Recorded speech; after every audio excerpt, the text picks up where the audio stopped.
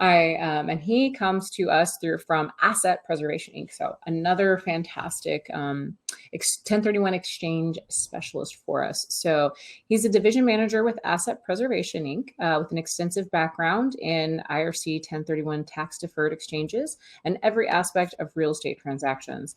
Prior to joining Asset Preservation, Weiming worked for a large qualified intermediary in the 1031 exchange industry. During his career, he has traveled throughout Northern California, educating the real estate industry on the benefits of 1031 exchange. His exchange presentations are practical, thorough, and feature many real-life exchange scenarios to illustrate a wide range of investment and tax strategies. In addition to being fluent in English, Cantonese, and Mandarin, he's going to teach me some stuff. Weiming is a graduate of the University of California at Santa Cruz and holds a BA degree in business management and a minor in legal studies. In pursuit of his business management degree, he trained extensively in coursework involving U.S. economic analysis, financial analysis, marketing, and accounting. We are going to welcome this wonderfully accomplished gentleman to the stage. It's my privilege to do so.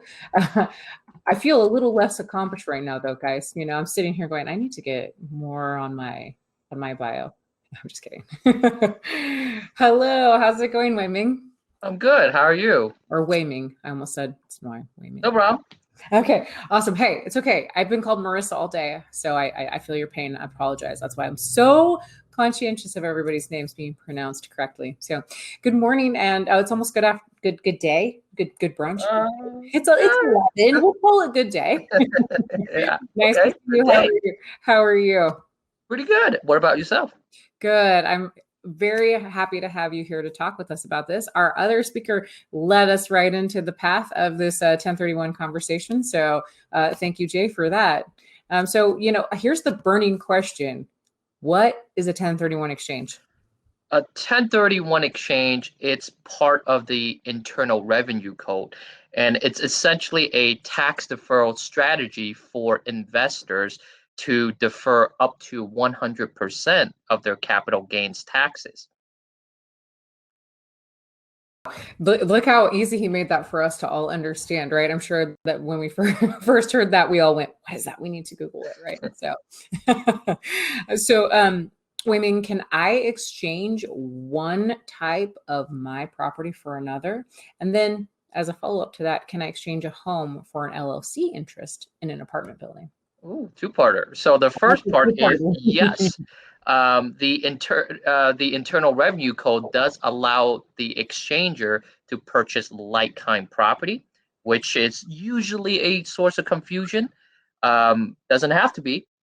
Clients who think that if they sell a condo, they have to buy another condo, that's not the case. You can actually purchase any real property anywhere in the United States. So it's pretty general. Unfortunately, you will not be able to exchange into a LLC because that's not real property. It's ownership interest in the LLC. Okay. Interesting. Oh, okay. That's good to know on both accounts. Definitely been one of the former on that belief system before. So thank you for that. What if I can't find a replacement property and close within the designated time frame?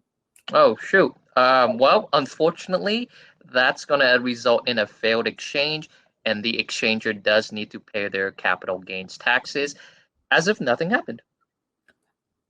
Did you, in the first question, did you go over the time frame for us with the 1030 exchange or? No. So the time frame of the exchange is. We could ask you about the time frame with that question. So no problem. So from the close of escrow, the client has 45 days to identify potential properties to purchase and a total of 180 days to close.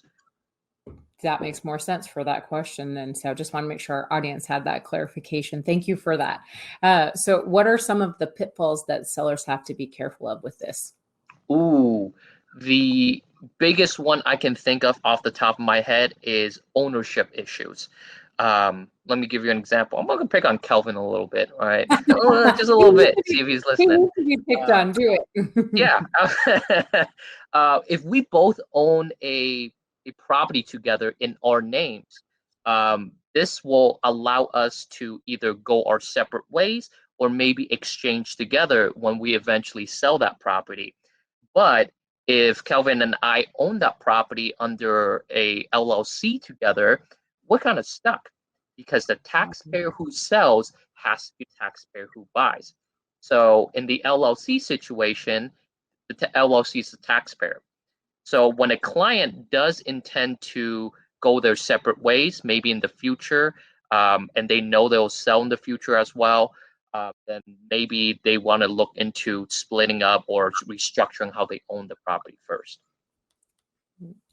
Yeah, wow. Good to know. This is fantastic information. Can you explain what a reverse 1031 exchange is and walk us through that process? Yeah, absolutely. So in order for me to better explain it, let me just kind of give you a structure of the regular one as well. In a regular exchange, you're entitled to the property you're selling. You sell it, you're no longer entitled. You purchase the replacement property, you get entitled. Simple. In a reverse exchange, you're still entitled to your old property. If you were able to get entitled to your new one, and then you sell your old one, you can't exchange into a property you already own. So in a reverse exchange, we create an LLC, and the LLC takes title into the replacement property. It's part in the LLC. So when the client eventually sells theirs and they're no longer on title, we'll deed the replacement property back to the client. Okay. So that makes a lot of sense. And it's good for people to know that because there's a difference between the two. So making sure that you guys understand that. What does it normally cost to do a 1031 exchange? For a simultaneous or maybe a regular exchange, Mhm. delayed exchange, it's a flat $1,000, covers the sale of one property and the purchase of up to three. At least that's for our company. A reverse or a improvement construction exchange, that would start at 8,500. So it's quite a bit more. So definitely good to note for people, especially when they're considering doing these things and actually researching what they should or shouldn't do. So is there such a thing as a partial exchange, Weiming? And for example, like what if I'm not able to find a replacement property that's the same or higher in value? Can I purchase something less in value and pay partial taxes? The answer is yes. So the easiest example I can give is if I need to buy something for $1 million, I have three options. I can buy something for less and pay taxes on the difference.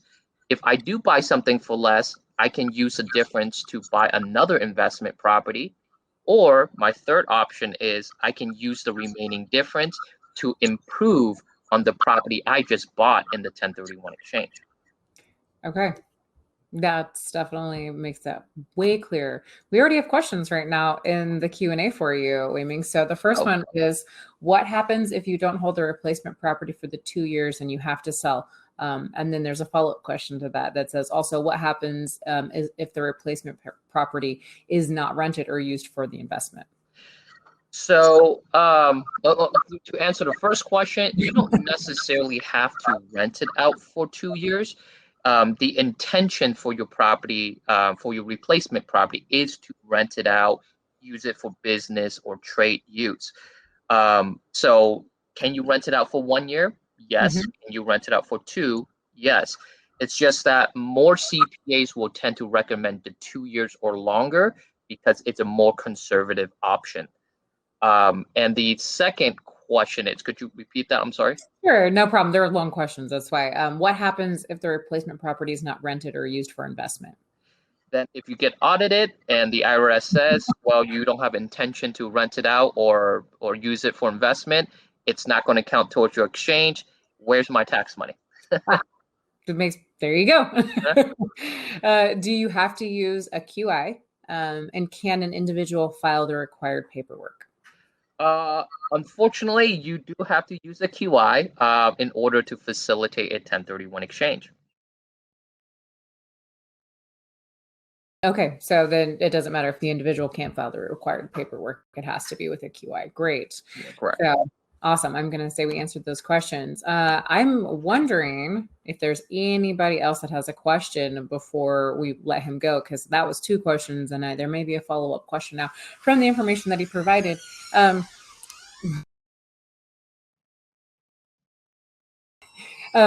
Anyways, so what, I have a follow-up question for you. Should you have to use a QI? So is your recommendation for people to go through a qualified professional such as yourself when they are going through a 1031 exchange process? Do you think that it is?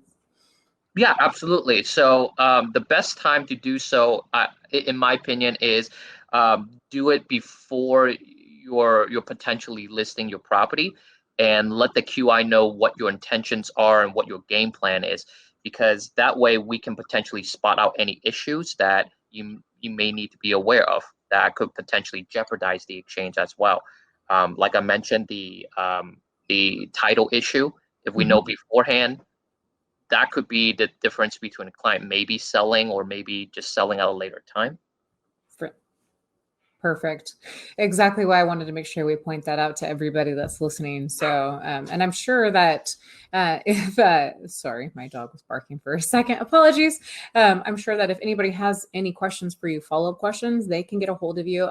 We do have your information linked, and we also have your website as well on the virtual layout. So if anybody needs to get a hold of Weiming, because I'm guessing that there may be some follow-up questions for people, and he's easy to get a hold of. So thank you so much for your time. We really appreciate it. Does anybody have any last minute questions before we go ahead and move on to our next presentation? Oh, everyone's saying thank you to you.